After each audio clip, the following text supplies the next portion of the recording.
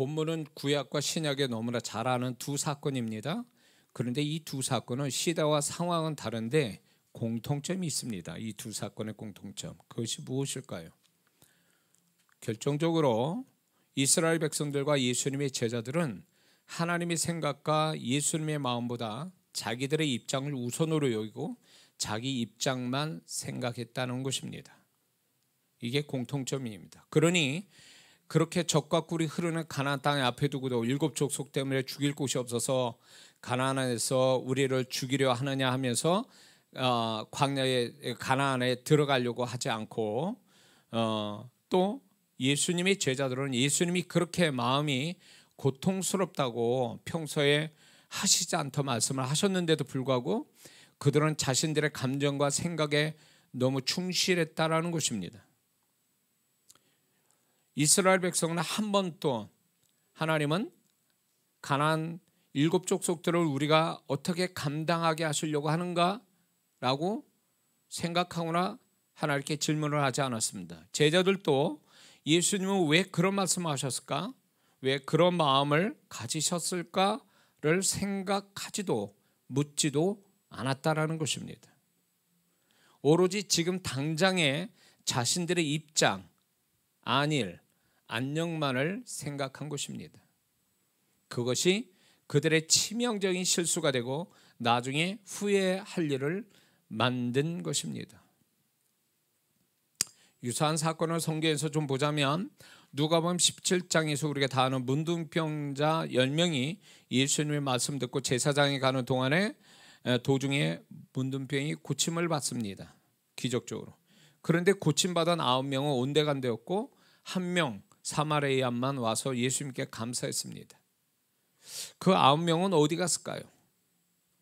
그들은 예수님께 먼저 와서 감사하는 것보다 그 9명은 아마도 자신들이 지금 가고 싶은 곳, 만나고 싶은 사람을 당장 만나는 것이 우선이었을 거라는 것입니다.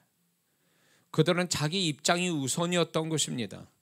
그들은 주님이 그들을 축복한 그 자리에서 9명을 기다리고 있다는 것을 생각해 보지도 않았다라는 것입니다. 예수님께 와서 감사한 사마리아인을 향해서 예수님이 9명은 어디 갔냐고 말씀하십니다. 사마리아인을 향해서.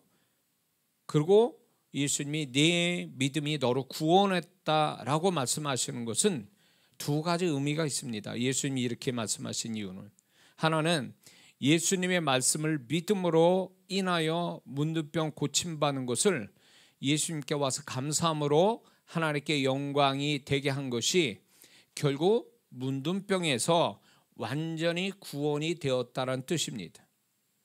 그래서 더 이상 그 사마리아인은 문둥병이 없을 거라는 것을 암시해주고 있는 것입니다.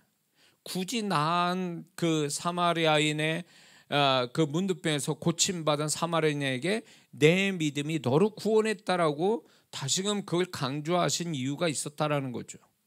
그리고 9명이 어디 갔냐고 이전에 말씀하셨다는 걸 연결해서 생각해 본다면 이 내 믿음이 너를 구원했다라고 하는 사마리아인한테 말한 말씀하심이 이게 의미심장하다는 얘기예요. 그래서 이 한 명 사마리아인은 완전히 너는 더 이상 문둥병에서 문둥병이 생기지 않는 완전한 문둥병에서 구원받은 자다, 이런 선언을 해주고 계신 거죠.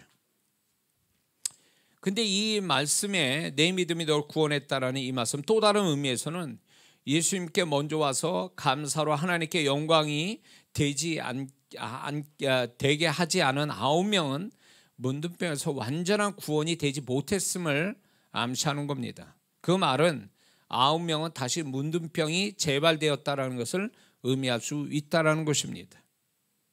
오히려 주님께서 네가 너는 문둥병에 고침받았구나, 잘됐다, 이렇게 말씀해도 되는 거잖아요. 이미 나았으니까. 그리고 이제 새 삶을 살아라. 잘 살아라. 그리고 하나님 앞에 열심을 내라, 이렇게 말씀해야 이게 맞는 얘기거든요. 보통 저도 사역할 때 뭔가 제가 사역했는데 주님이 저를 통해 사역했는데 그 사람이 뭘 아까 잘됐다라면 잘됐네요, 저도 축하하면서 그러면 이제부터 하나님 앞에 열심을 내세요. 앞에 일을 얘기하거든요. 근데 주님은 그 얘기를 하시지 않았다는 얘기예요. 내 믿음이 너를 구원했다라고 이 분명한 사실에 대해서 다시 확인하는 차원에서 이 말씀을 하셨다는 얘기는 결국 사마리아인에게 얘기도 하시는 거면서 동시에 암명을 향하여 정말로 주님의 뜻을 전달하고 있다라는 거죠. 그래서 여기서 우리가 하나님이 하신 일에 대해서 우리가 그것을 하나님께 먼저 영광이 되도록 감사로 표현하지 않는다면 이건 위험한 상태로 간다는 것을 저는 이 말씀을 그렇게 해석하고 있습니다. 그리고 왜 또 제가 이렇게 해석하냐면 저를 통해서 하나님이 많은 사람들을 하나님이 축복하셨는데 하나님 앞에 분명한 태도를 감사로 표현하지 않아서 하나님께 영광이 되지 않은 사람이 나중에 가보면 그게 원점으로 돌아가는 것을 제가 너무 많이 봤기 때문에 그렇습니다. 그래서 저는 이 말씀을 그렇게 이해하는 거죠. 만약에 예수님이 고쳐주시고 가다가 고침받은 걸 주님은 알고 계셨죠. 그러면 예수님은 그냥 갈 길 가시면 되는 거잖아요. 가다가 사마리아인이 뛰쳐와가지고 가는 길에 예수님 가시는 길에 예수님 붙잡고 낫게 해주셔서 너무 감사합니다. 하나님께 영광 돌립니다. 이렇게 얘기해도 되는 거잖아요. 근데 예수님이 그 10명을 문둥병 고친 그 현장에 그대로 계셨다라는 게 이게 중요한 거예요. 주님이 축복하신 그 현장에 거기 계셨다라는 거예요. 이게 우리가 오늘날 많은 성도분들이 주님의 마음을 몰라서 정말 주님이 축복하시는 그거에 대해서 너무 가볍게 생각하고 이 9명의 문둥병자 같이 정말 고침받은 이 9명이 주님보다는 다른 데 먼저 생각하고 뛰어가고 이런 자체가 이거는 굉장히 주님을 슬프게 하고 불쾌하게 만드는 것이고 그게 완전한 축복을 받는 보증받는 게 아니라는 얘기입니다. 그래서 제가 항상 이렇게 하나님이 축복받을 때 조심하라고 그래요. 정말 하나님이 축복하실 때 그 다음에 태도를 잘해야 된다는 얘기를 강조하는 이유가 여기 있는 것입니다. 왜냐하면 그분이 베푸신 현장에 그 주님이 하신 일에 영광을 받으시고 감사를 받기 위해서 기다리고 계시는 분이거든요. 딴 데 가시지 않고 거기서 기다리고 계신 거예요. 축복하신 그 자리에서. 그래서 믿는 자들이 이 원리를 모르기 때문에 결국은 하나님의 축복이 완전치 못해서 나중에 원점으로 돌아가는 이 성도분들이 그 성도들을 볼 때 너무 안타까운 거예요. 그리고 두 번 축복이 없다라는 거죠. 그래서 이거는 결국은 9명과 1명의 사마리아인의 차이점 뭐냐? 이 하나님 주님이 하신 일에 대해서 정말 주님이 더 기뻐하시겠구나. 그래, 주님이 나를 이렇게 고침받은 거 나도 기쁘지만 나의 고침을 보시면서 주님은 더 기뻐하시겠구나 라고 생각해서 주님께 와서 사마리아인은 감사를 했던 거지요. 이게 중요한 태도라는 거죠. 그런데 이 9명은 고침받고 나서 자기들이 기뻐했지만 주님이 더 기뻐하셔서 그분에게 알려서 그분의 기쁨을 더 드려야 되겠다는 이 생각은 없었던 거예요. 그러니까 주님은 생각 안 한 거죠. 화장실 들어갈 때와 나올 때가 달라진 거예요. 그리고 무엇이 더 중요한지를 몰랐던 거죠. 이 사람들은 아마 고침받았으니까 문둥병은 그때 당시에 사회적으로 종교적으로 분리되고 천시받고 그리고 죽어 마땅한 사람으로 죄 많은 사람으로 인식이 됐기 때문에 이들은 가족하고 떨어져 있었을 거예요. 그러니까 아마 가족이 먼저 생각났겠지요. 먼저 생각난 거예요. 더 먼저가 주님인데 그들은 주님보다 더 먼저 가족이 먼저 생각났을 거라는 거예요. 그것이 치명적인 실수였다는 거죠. 누가 그렇게 만들어줬냐는 거예요. 오늘날 제가 거듭 말씀드리는데 주님은 언제든지 우리를 기적을 베푸실 준비를 하고 계세요. 기도회나 예배나 찬송, 찬양이나 이럴 때마다 그분은 우리를 기적을 베푸시려고 준비되어 계시는 주님을 저는 늘 느끼는데, 많은 성도분들이 그거에 대해서 기적에다 초점을 두다 보니까 기적을 베푸신 그 다음을 잊어버리는 거, 그 다음의 태도를 잃어버리는 겁니다. 그 다음 태도를 하나님이 더 중요시 여기고, 그걸 통해서 하나님이 완벽한 축복의 확증을 시켜주시는데, 이거를 정신 못 차려가지고 주님이 축복하신 것을 자기는 당연한 걸로 여기거나 그거보다 더 중요한 걸로 먼저 더 생각한다면, 이 사람은 베푸신 은혜를 모르는 사람이죠. 결국 한 명의 사마리아인과 9명의 문둥병의 차이는 누구를 더 생각했느냐가 문제인 거예요. 누구를 더 생각했는가. 사무엘상 15장에서 보면 사울 왕은 하나님이 아말렉 족속을 치라고 말씀하면서 거기에 생명이 있는 건 다 죽이라고 하나님이 말씀하십니다. 그래서 사울 왕이 이제 아말렉 족속과 전쟁을 치러서 죽이는데, 상태가 좋은 짐승이나 그 아말렉 족속의 왕인 아각을 정치적으로 이용할 목적으로 죽이지는 않았습니다. 그것이 결국은 이 사울 왕의 치명적인 후회거리가 되지요. 뒤에 사무엘 통해서 하나님 뭐라고 말씀합니까? 왕으로 세운 것을 하나님이 후회하셨다고 그랬어요. 최초로 후회하셨다고 그러면서 왕의 위치에 단명을 말씀하셨어요. 사무엘에게. 사울 왕은요, 하나님은 왜 생명이 있는 것들을 죽이시라고 하셨을까? 왜 죽이라고 하셨을까? 만약 이거로 내가 인간적 상식을 가지고 순종하지 않는다면 어떤 일이 벌어질까를 생각했어야 되는 거거든요. 그리고 이 부분을 하나님께 물어보거나 하나님의 생각을 들어봤어야 했는데, 사울 왕은 그렇게 하지 않았다는 거죠. 자기 이기적인 어떤 입장만 생각해서 하나님의 뜻대로 하지 않은 결과가, 그는 왕의 단명과 함께 그 가족으로부터의 자식까지 그 축복이 흘러가지 못하게 하는 원인이 됐다는 거죠. 하나님께 버림받는 자가 됐어요. 이게 비극인 거죠. 사울 왕은 자기 생각해 볼 때, 인간적으로 상식으로 볼 때 이 좋은 거를 왜 다 죽이시라고 그러는가? 그러면 자기 생각에 상식이 안 맞는다면 하나님 왜 이 사람을 이 생명 있는 걸 다 죽여야 됩니까? 라고 물어보기라도 해야 될 거 아니에요. 그래서 하나님이 무슨 생각을 가졌는지를 알고 이해가 됐다면, 만약에 그가 하나님이 그 말씀을 안 해주시겠냐고요. 말씀하시면 이해가 돼서 순종하지 않겠냐 말이에요. 근데 이 사울 왕은 물어보지도 않고 자기 생각에, 자기 입장에서만 그게 중요하다고 생각해서 그렇게 행동한 거죠. 어떻게 보면 인간적으로 보면 사울 왕은 지극히 상식적인 일을 한 거예요. 상태가 안 좋은 것만 다 죽여버리고 왕 그 아각을 전치적 목적으로 살려둬서 잘 써먹을 수도 있는 거거든요. 사실은 이게 인간적인 지혜일 수 있잖아요. 근데 하나님이 보실 때는 그게 아니라는 거죠.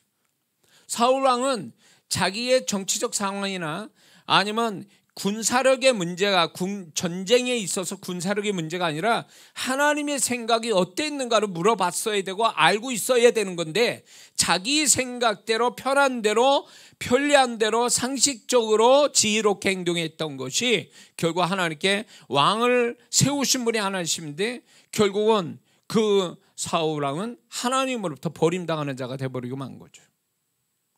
뭐가 문제일까요? 인간적 관점으로 보면 사울 왕은 잘한 건데, 하나님의 관점으로 볼 땐 망한 자가 된 거예요. 결국 사울 왕의 치명적인 문제는 하나님이 왜 그렇게 하게 하셨는가를 묻지도 않았고, 결국은 자기 식대로 자기가 더 자기 생각이 더 중요하다고 했던 것이 결국 자기 불행을 불러오게 했다는 거죠.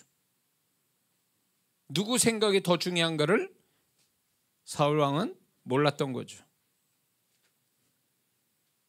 유사한 사건이 열왕기하 20장에 가보면 우리가 다 아는 히스기야 왕 얘기가 나옵니다. 하나님께서 그의 생명을 15년 연장하시고 아수르에서 건져주셨습니다. 그러면 히스기야 왕은 왜 자신을 15년 생명을 연장시켜 주시고 아수르로부터 나라를 지켜주신 이유를 하나님께 물어봤어야 되는 거예요.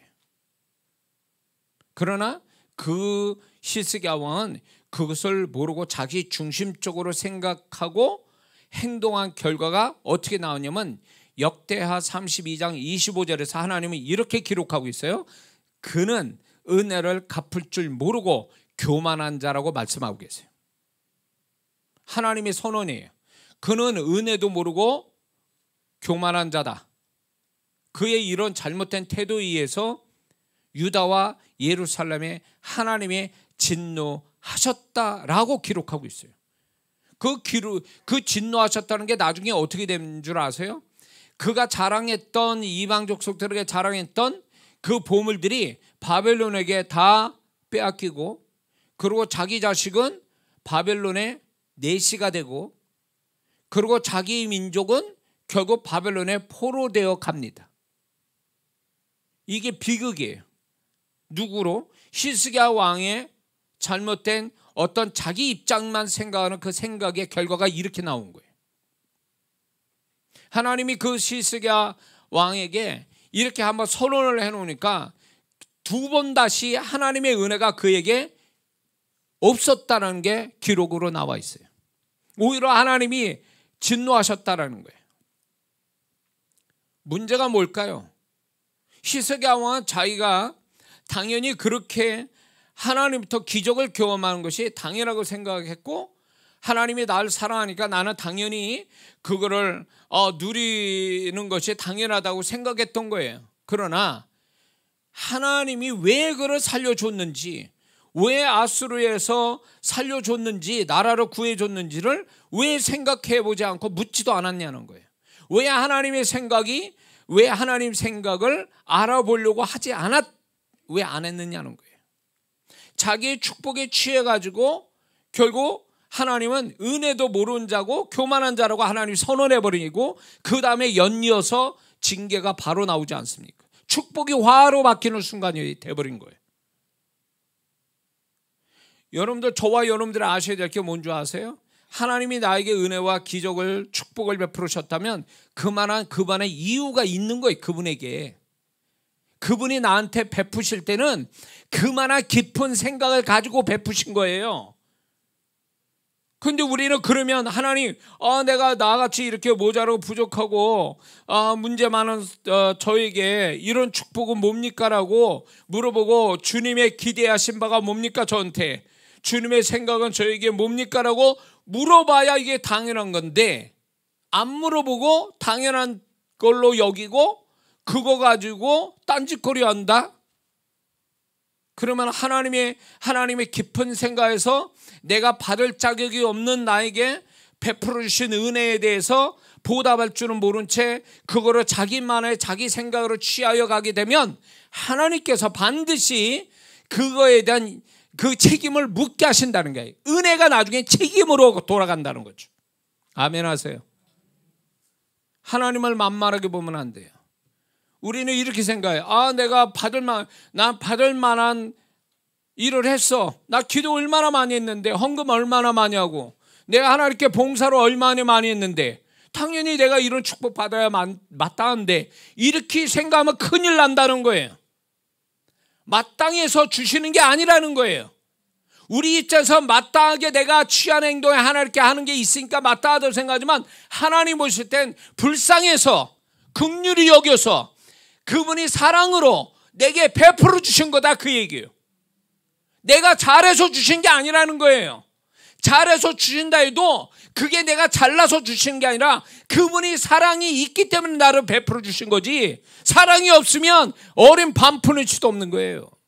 근데 믿는 자들 건방지게 받을 만큼, 나는 받을 만한 자라고 생각해가지고 그 다음부터 하나님께 더 열심을 하라고, 하나님은 그 생각을 가지고 베풀어 주셨는데 열심히 하는 게 아니라 핑계대고 이유대고 게을러지고 하나님과 멀어진다? 그러면 은혜가 책임으로 돌아간다는 거예요. 책임을 물으신다는 거예요. 책임으로 돌아가는 순간부터 할 말이 없어지는 거예요. 그 성도는요. 하나님을 너무 우습게 보면 안 됩니다. 그래서 정말 주님의 마음을 알고 주님과 함께 소통하며 사는 사람은 하나님이 베풀으신 은혜에 더 두려움을 갖게 돼 있어요. 심지어는 두려움을 가져요. 왜 나한테 이렇게 주십니까? 내가 뭘 잘했다고 나한테 뭘 이런 걸 주십니까? 라고 두려워하고 어쩔 줄 몰라 하고 겸손한 게 이게 당연한 모습이지, 받을 게 받았다? 그 사람은 성경의 인물들을 보세요. 그렇게 해서 된 사람들이 그 뒤가 어떻게 됐는지. 이게 그 사람만의 문제가 아니에요. 우리 문제라고요. 제가 집회에서도 그런 성도들을 가끔가다 볼 때마다 정말 너무 어리석다는 생각이 들어요. 그렇게 정말 주님의 긍휼과 은혜를 받기 위해서 얼마나 열심히 했는데 그 축복 받아놓고 왜 그 짓을 하냐고, 왜 태도가 그렇게 돌변하냐고. 그리고 두 번 축복이 없어요. 은혜가 책임으로 돌아가는 순간이 되니까 은혜가 돼야 되는데 은혜가 책임으로 돌아가 버리니까 그 다음부터 두 번의 축복이 없다, 그 얘기예요. 하나님을 몰라도 너무 모르는 거죠. 누굴 먼저 생각해야 되는 거예요? 내가 잘했으니까 나의 입장만 생각해야 되는 거예요? 내가 상황이 이러니까 하나님 날 이해해 주세요. 언제까지 그렇게 되죠? 우리는 언제 가서 하나님의 입장을 생각하고 하나님을 먼저 생각해야 되는 신앙이 언제 돼야 그게 되냐고. 그러니까 수준이 낮은 이런 어떤 뭐랄까 어린아이 같은 신앙을 가진 사람한테는 하나님이 은혜를 주셔도 불안하게 주시는 거예요. 불안한 마음으로 주시는 거예요. 왜? 얘가 이 은혜 가지고 어떻게 할지를 하나님이 이미 알고 계세요. 그러나 그가 당장에 불쌍하니까 은혜로 주시는 거거든요. 그런데 그런 것들에 대해서 하나님의 마음을 읽어보지도 못한 채 자기 입장에서 나는 얻을 거 얻었어, 난 받을 거 받았어, 난 당연해, 이런 생각으로 가니까 결국은 아무것도 없는 거죠. 오히려 처음보다 못한 거죠. 하나님이 가난하고 낮아지고 어려울 때 베푸신 은혜는 하나도 없어진 거예요. 그 다음부터는.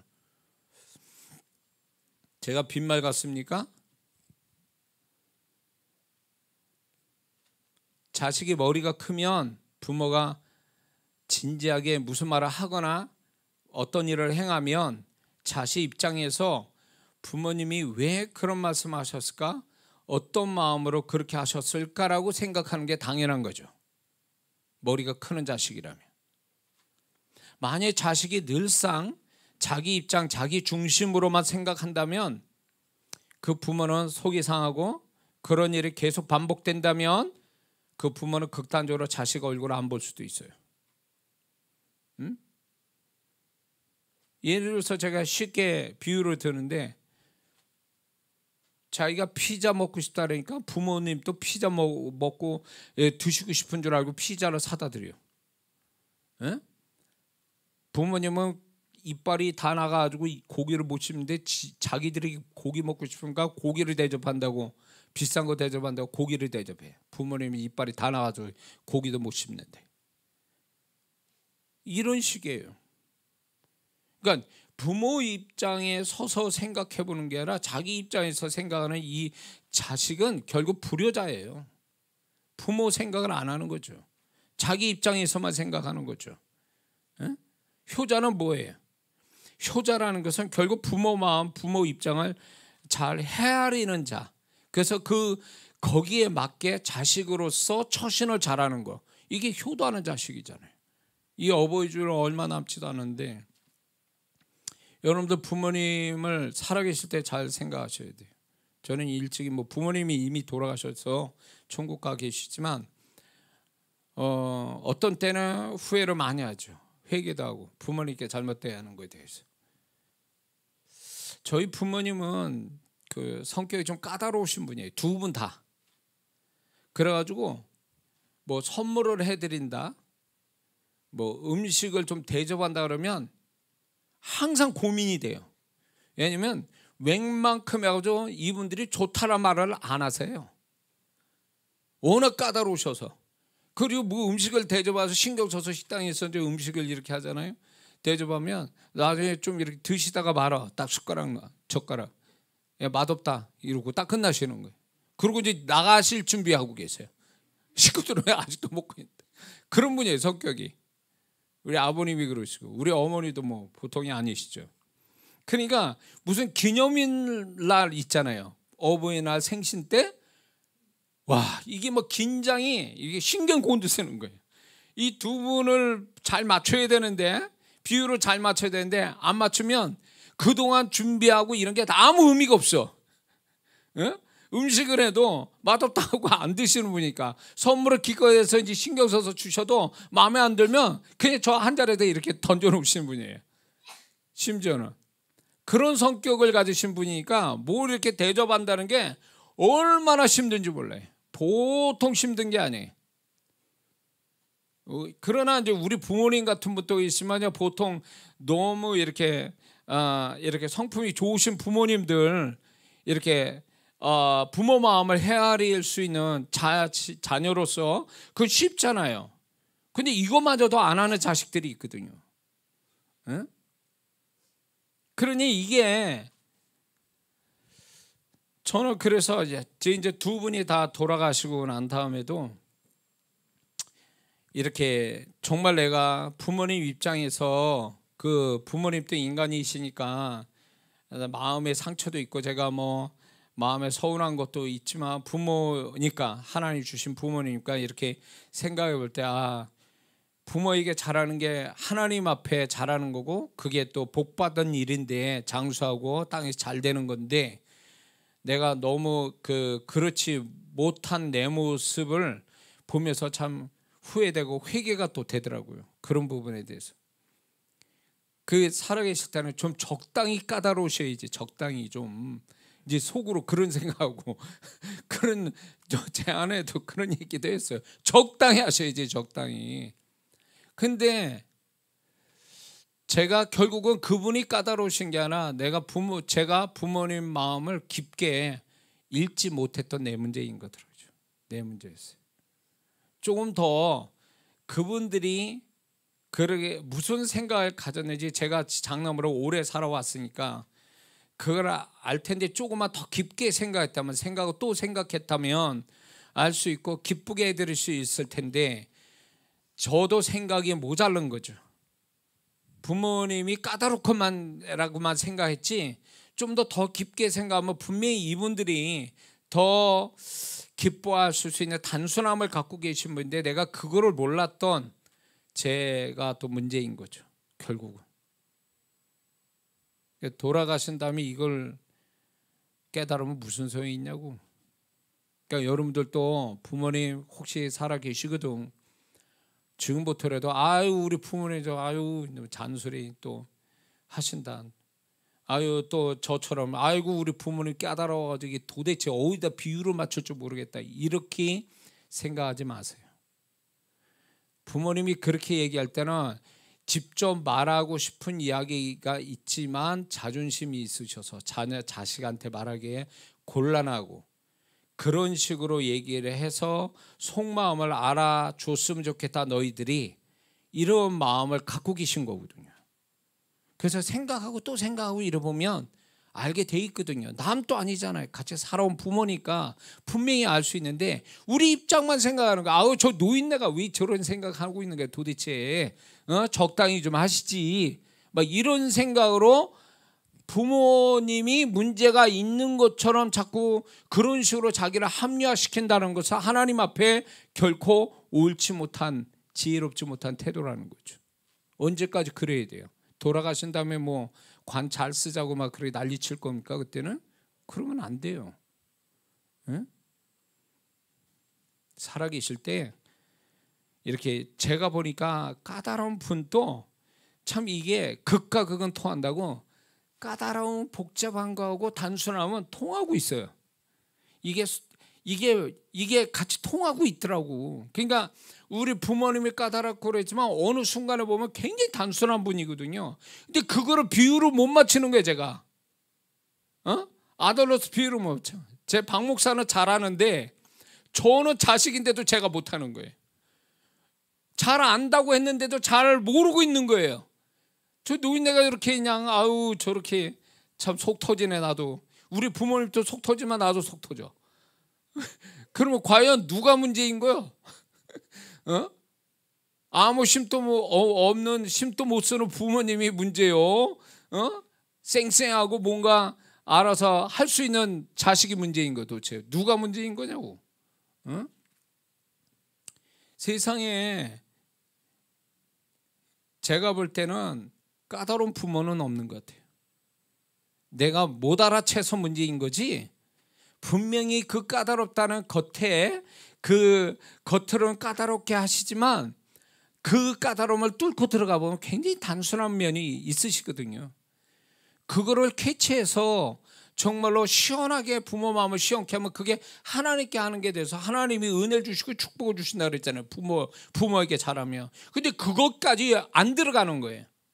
아우 바빠 죽겠는데 힘들어 죽겠는데 뭐 이렇게 까다롭게 뭐 이렇게 그렇게 하시냐고, 그냥 오히려 다 큰 자식 놈이 부모를 핀잔을 하죠. 이렇게. 그건 잘못된 태도예요. 그렇게 하면 안 돼요. 그렇게 하면 안 된다고. 부모는 하나님이 그 부모라는 권위를 주셨는데 그 권위를 그런 식으로 내가 무시해 버린다면 그 권위 주신 하나님을 무시하는 것 같다, 그 얘기예요. 그래서 이 뭐 어버이 주일날도 뭐 어버이 주일도 뭐 꼭 그 이때만 생각하라는 건 아니지만, 다시 한번 이 부모 마음을 좀 더 머리가 컸으면 좀 더 생각을 한 단계 더 깊게, 아니면 한 번 더 생각해서, 부모는 사실 나이 먹을수록, 저도 그렇지만 나이 먹을수록 단순해지더라고요. 겉으로는 까다롭게 하지만 그 속은 굉장히 단순하거든요. 근데 이 단순함을 알아주지를 못하는 거예요, 자식놈이. 그러니까 단순함을 알아주지 않으니까 더 열받아서 까다롭게 하는 거야. 더 까다롭게 하는 거예요. 그게 까다로운 게 아니라 불만이 있으니까, 자식놈이 이 부모 속도 모르고 여지껏 같이 살아왔으면서도 부모 속도 모르고 말이에요. 저렇게 자기 이야기만 한다고 막 이럴 때 부모는 열받아서 더 까다롭게 나오는 거야. 오기 부려가지고 부모님이. 그게 맞는 얘기냐고. 효도하는 자식 부모 밑에 까다로운 부모가 어디 있겠냐고. 효도하는 자식이 있는데 부모가 까다롭게 할 이유가 뭐 있어요? 자기 자식이 잘하고 있는데. 부모 탓하지 마세요. 내가 부모 마음을 더 깊게 헤아리지 못한 나를 탓해야지. 아멘해요. 그걸 탓해야지. 우리 부모님은 성격이 이상해가지고 뭐 까다로워서 뭐 고집이 세서 막 이렇게 얘기하는데, 그건 겉의 성품일 뿐이고 깊게 들어가 보면 다 단순해요. 부모님은 나이 드셔가지고 왜 그거를 캐치를 못하냐고. 이게 문제인 거죠. 사람 관계에서 자신의 입장만 남에게 알리고 알아달라고 하면서 상대방의 입장을 생각하지 않는 사람들은 사람들에게 반드시 왕따 당합니다. 자기 입장만 알아달라고 하는 사람은요. 그리고 더 이상 그 사람과 어떤 사람도 사귀지 않을 겁니다. 그리고 보통 어떤 사람이 이런 사람일까요? 이런 사람이 특징이 있어요. 아주 철저하게 개인적이고 이기적인 사람, 그 다음에 고집과 자기 주장이 강한 사람, 공감 능력이 떨어지는 사람, 상처를 많이 받은 사람, 받기만 하며 사는 사람, 남을 존중할 줄 모르고 남들을 자기 밑으로 여기는 사람, 교만한 사람, 이런 사람들이 보통 다른 사람과 공감 능력이 떨어지면서 다른 사람의 입장을 헤아리는데 소위 말해서 부족한 사람들이 바로 이런 사람들이에요. 이런 사람들이 결국은 사람 관계에 문제가 생겨버리죠. 그래서 우리가 사람 관계에 있어서 문제가 생길 때 그 사람만 탓하지 말고 내가 나의 입장을 돌아보면서 내게 문제는 없는가를 생각해 봐야지. 그래서 그 상대방을 보면서 나의 마음을 넓히고 나의 문제를 발견해서 내가 좀 더 사람의 수용 능력이 큰 사람이 되는 것이 잘하는 거지. 계속 가는 데마다 저 인간은 저래서 안 되고 저 인간은 뭐해서 안 되고 계속 그런 것만 따지고 그렇게 되면 그 사람은 어디 가서 이 사람 자연인이 돼야 돼요. 나는 자연인이다 하고 산에 들어가야 돼. 어떻게 사냐고. 예수 믿는 사람은 세상 속에 빛과 소금이 돼야 되는데 언제 빛과 소금이 돼요? 자기가 그 모든 걸 수용할 줄 알아야 빛과 소금이 되는데 수용이 되지 않는 사람이 어떻게 빛과 소금이 되냐고. 그래서 예수 믿는 사람은요, 자기 입장만 자꾸 고수하고 나는 내가 기준이고 나는 문제가 없어라고 생각하는 그 생각을 갖는 한 그 사람은 사람 축복받기는 어렵다, 이런 거죠. 결국은 자기 입장만 생각하는 사람, 그리고 자기 입장을 계속 합리화시키고 자기 입장을 계속 강조하는 사람 치고 정말 그 사람이 사회생활 잘하는 사람은 없어요.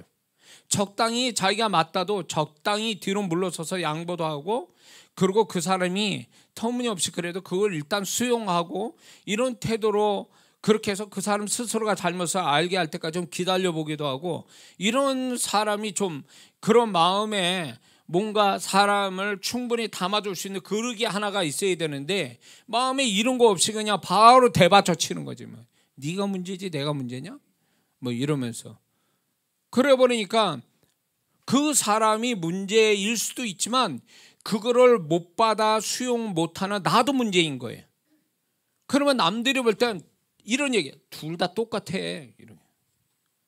그러면 문제가 되는 거죠. 예수 믿는 사람은 사람 축복을 받아야 되는데, 사람 축복 받아가야 되는데, 사람 축복이라는 게 좋은 사람들만 만나가지고 좋은 사람들 속에서 있어서 사람 축복이 아니란 말이에요. 오히려 우리가 그렇지 않는 사람들 속에서 나로 눈물 나게 하고 상처 주고 어려움을 주는 그 사람들조차도 그런 사람들을 잘 수용할 수 있는 그런 마음을 가져야 그 사람이 결국은 사람 축복을 더 받아가는 사람이 되는 거거든요. 우리에게 감당치 못한 시험을 허락지 아니하셨다 그랬잖아요. 다 감당이 된다라는 거잖아요. 그러면 내 앞에 하나님의 모든 게 나에게 적당하게 하나님이 다 세팅해 놓으신, 설정해 놓은 어떤 사람, 관계, 일들이 있는 거잖아요. 그러면 그 사람들도 결국은 내가 수용할 수 있게끔 하나님이 설정해 놓은 사람들이라면 내가 수용이 돼야 이게 내게 축복이 되는 건데, 수용이 안 된 상태로 간다면 이 사람을 결국은 사람 축복받기 어렵다는 거죠. 맨날 욕해봐요. 뒤에 가서 속은 당장은 후련할지 몰라도 그 욕한 것 때문에 결국은 자기 마음은 좁아지고 또 사람 축복, 그 입으로 뱉었으니 그 말한 것 때문에 그 사람하고 사이가 안 좋고, 사단은 그 말 가지고 들어서 또 여기저기다 퍼뜨리죠. 그래가지고 이 사람 관계를 더 어렵게 만드는 사단의 역사가 또 숨겨져 있거든요.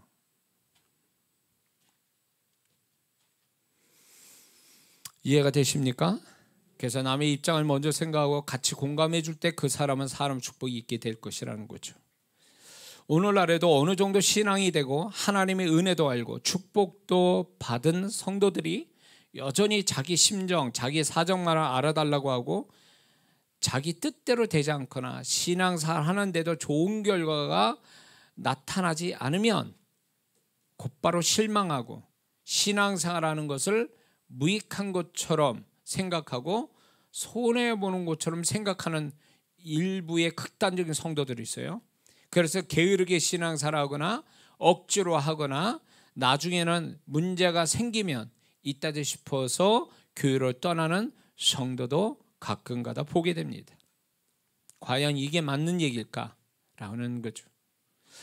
성도가 신앙이 성장한 모습이 무엇이냐면 하나님의 말씀과 하나님의 마음에 점점 공감하여 변화를 스스로 가지고 살면서 성도와의 관계 속에서도 공감력이 많아지는 것, 이것이 성도가 신앙이 성장한 모습이라는 걸 우리가 잊지 말아야 될 줄 믿습니다.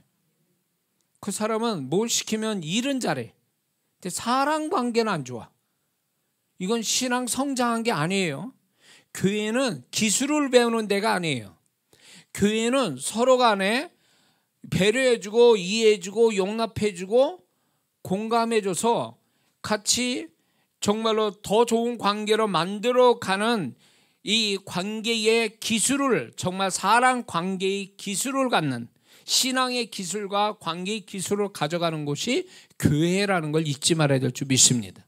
어떤 일만 잘하는 게 그 성도가 성장한 게 아니에요. 어떤 분은 새벽 예배에 나와서 기도 많이 하고 뭐 많이 기도도 하고 막 그렇게 하는데 결국 가끔가다 그런 성도가 사람하고 이렇게 섞이지 못하고 연합이 안 되고 공감을 못 해줘. 그 신앙생활 잘못한 거예요. 그러면 수도원에 가서 신앙생활이, 기도원이나 가서 기도원 신앙생활이, 교회 와서 신앙생활 하는 건 아니라 보는 거죠.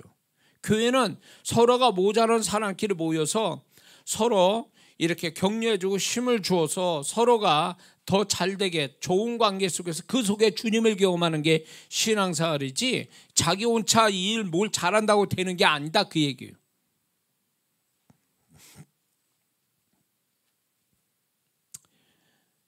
이런 성도는 가끔 가다 보면 이렇습니다. 이 직접 말을 안 하지만 자기가 신앙생활을 하는 그것이 하나님께 크게 할 일을 한 것처럼 생각해서 하나님은 당연히 자신을 도와주셔야만 한다는 생각을 가지고 있어요.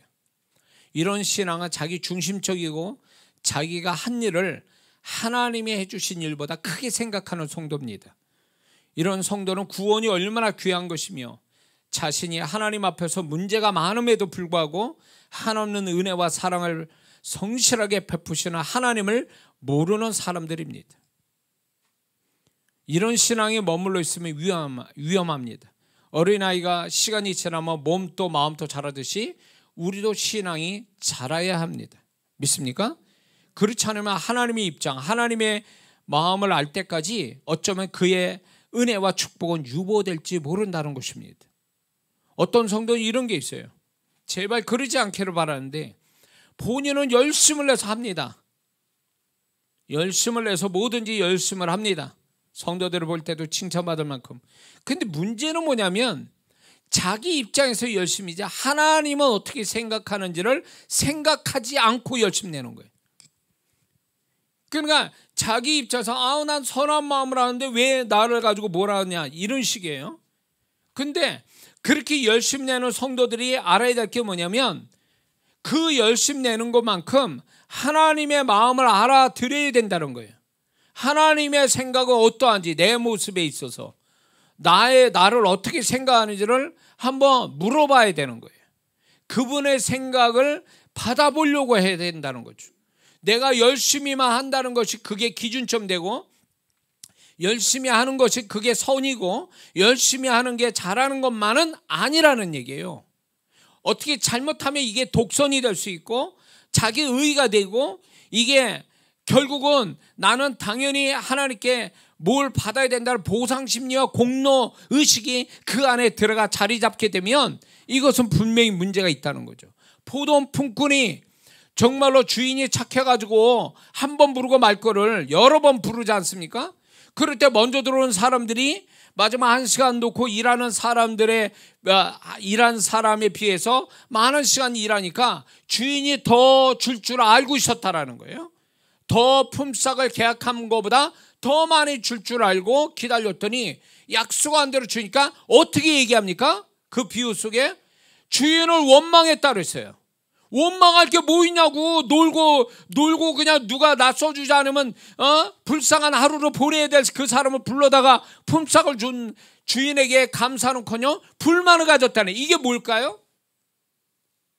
내가 이만큼 열심히 냈는데 왜 나를 이만큼밖에 안 주시냐. 그러면서 자기 공로의식과 보상심리가 들어가 있는 거예요. 그래서 우리 주호신교회 성도분들도 열심히 내는 분들 저는 감사해요. 하나님이 틀림없이 은혜와 축복을 주실 거예요. 그런데 조심해야 될 게 바로 이거예요. 내가 마땅히 하나님께 은혜로 하는 것들을 보상받고 공로의식이 들어가 버려서 그게 자기의 의가 돼버리면 하나님의 마음을 모를 수 있다는 거죠. 하나님이 나를 이렇게 써주시고 나에게 은혜 베풀어 주시는 그분의 마음을 모른 채 내 마음만 가지고 일하다가 나중에 그게 축복도 안 될 수도 있다는 거죠. 만약에 먼저 온 그 품꾼들이 정말 나를 이렇게 오늘 공쳐서 정말 진짜 가족들 먹여 살리기도 어려울 텐데 나를 불러서 이렇게 일거리 주셨네? 그러면서 감사하고 11시간 12시간을 그렇게 일했다면 다음 주인이 그 사람을 또 쓰지 않겠냐 말이에요. 그런 마음 자세가 중요한 건데 이 사람들은 그런 마음이 아니었다라는 거예요. 그러니까 여기서부터 문제가 생긴 거죠. 처음 자리에 자기가 어떤 자리에서 출발됐는지를 모르는 성도들은 결국은 나중에 그것이 자기 입장만 고수하고 자기가 잘한다라는 생각만 갖게 되니까 그게 결국은 하나님의 어떤 마음을 잃어버리게 되고 더 큰 하나님의 은혜를 받는데 방해 요소가 된다는 거죠.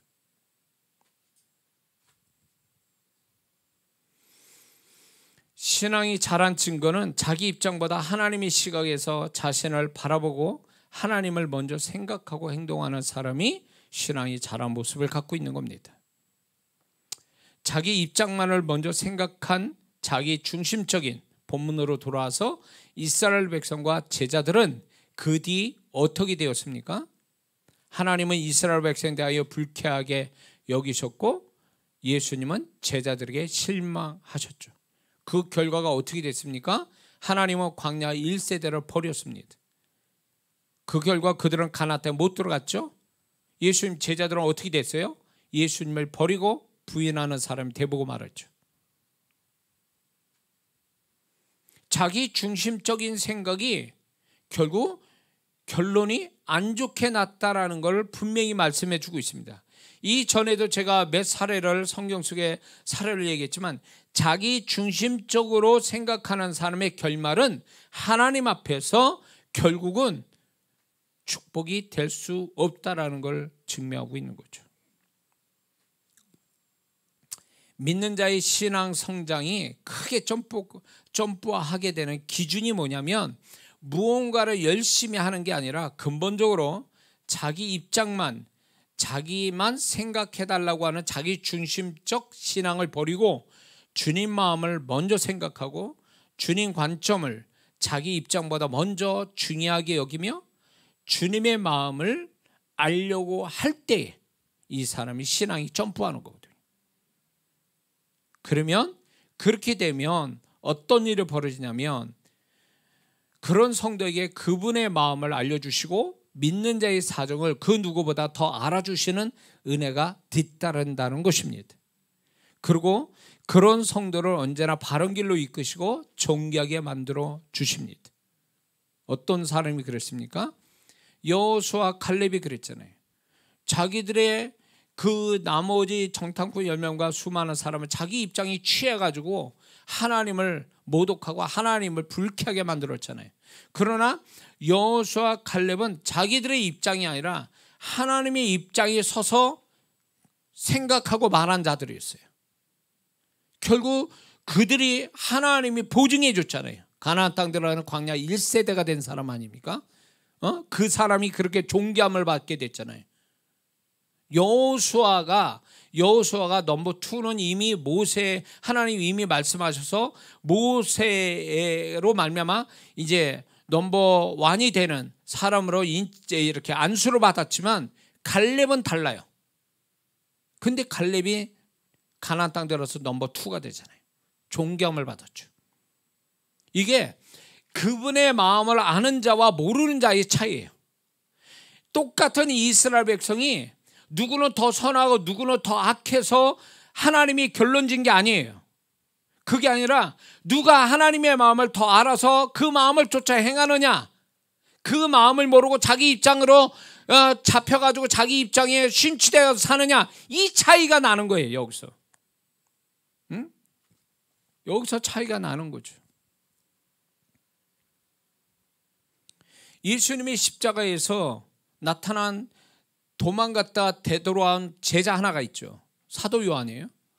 사도 요한이 도망갔다 다시 십자가 밑에 주님의 고난의 현장에 같이 있었습니다.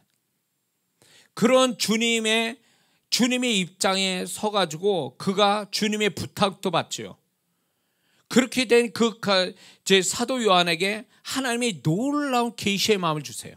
그래서 그가 요한복음을 만들잖아요. 요한복음은 마타마가 누가보다도 훨씬 다른 차원의 깊은 어떤 주님에 대해서 깊은 내용을 담고 있어요. 그리고 사도 요한은 계시록을 만드는데, 요한계시록을 만드는데 그는 영광스러운 주님을 이미 봤잖아요. 그게 뭐 그런 영광과 그런 축복을 어디서 받았을까요? 12제자에서 특별히 사랑을 받아서 그랬을까요? 아니요. 저는 이렇게 생각해요. 사도 요한은 주님이 십자가 달리실 때 정말 여자들만 있는 가운데 그렇게 애정을 쏟고 열심으로 섬겨줬던, 예수님 섬겨줬던 12제자, 그 제자에 대한 마음이 계셨을 거예요. 그런데 거기에 사도 요한이 등장한 거죠. 그래서 그 사도 요한이 주님의 마음을 가지고 그 주님의 심정은 어땠을까? 주님은 지금 어떻게 계실까? 주님이 얼마나 고통스러울까? 라고 생각해서 거기에 동참하기 위해서 그가 용기를 내서 십자가 밑에 있었던 거예요. 그때 누가 있었습니까?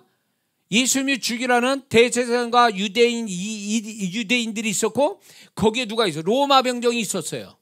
사도 요한이 십자가 밑에 있었다는 얘기는요, 결국 이 사도 요한이 자기가 주님을 아는 것 때문에 잡혀가도 괜찮다라는 그 신앙으로 그분 밑에 있었던 거예요. 십자가 밑에.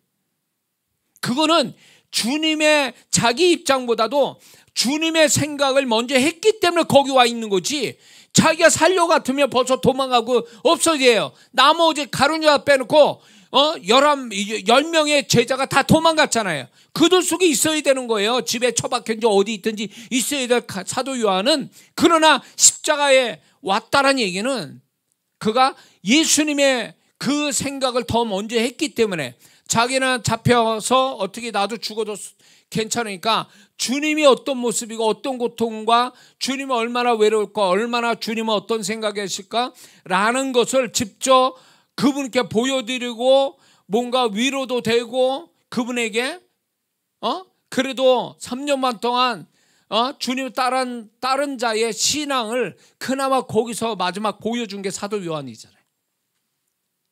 그에게 엄청난 영광을 주시잖아요. 사실은 베드로가 그래야 되는 사람 아니에요?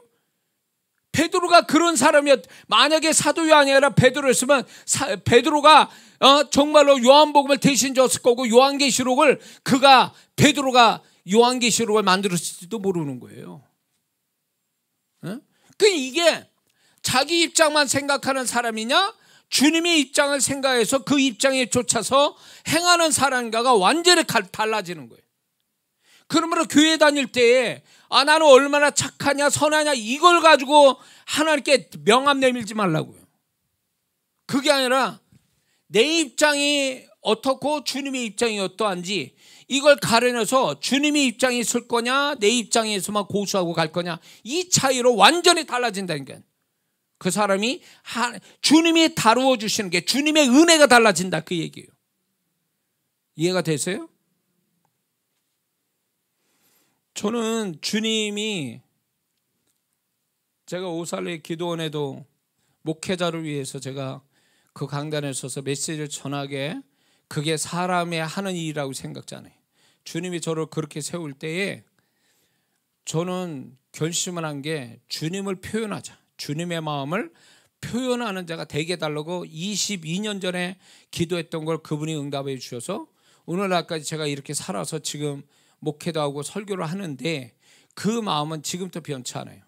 그러다 보니까 주님이 저를 은혜로 주셔서 그런 강단에 세워서 목회자를 향해서 주님의 마음을 표현할 수 있는 자로 하나님이 세워주신 것은, 이거는 결국은 주님을 표현하는 이 메신저로서의 주님이 저한테 은혜를 주셨다고 보는 거예요. 저를 좀 나름대로 그분이 생각하셔서 나를 거기다 세웠다고 봐요. 그래서 앞으로도 마찬가지예요. 저는 그렇게 할 거니까. 그래서 저는 확실한 게, 이 설교를 하면서 여러분들도 깨달아야 될 게 뭐냐면, 내 입장만 고수하고 갈 거냐? 그래서 내 심정만 알아달라고, 나만 바라봐달라고, 나만 축복해달라고 이렇게 사는 어린 신앙을 가질 사람 갈 거냐? 아니면은 정말로 주님의 마음을 알아서 주님의 편에 서서 손해 보더라도, 어려움이 있어도, 슬프도 이렇게 그런 일이 있어도 여전히 나는 주님 편에 서서 주님의 마음을 시원케 하는 자로 살 거냐? 이거는 내 선택에 달려 있는 거예요. 만약에 그렇게 한다면 세상 사람이 날 안 알아줘도 주님이 알아주신다는 거죠. 주님이 알아주시. 그런 자로 존귀하게 여겨주신다는 거예요. 주님이. 응? 우리는 그런 자를 사모해야 돼요. 열심 내고 신앙 사는 거 좋아요. 그러나 그 차원보다 높은 게 뭔지 아세요?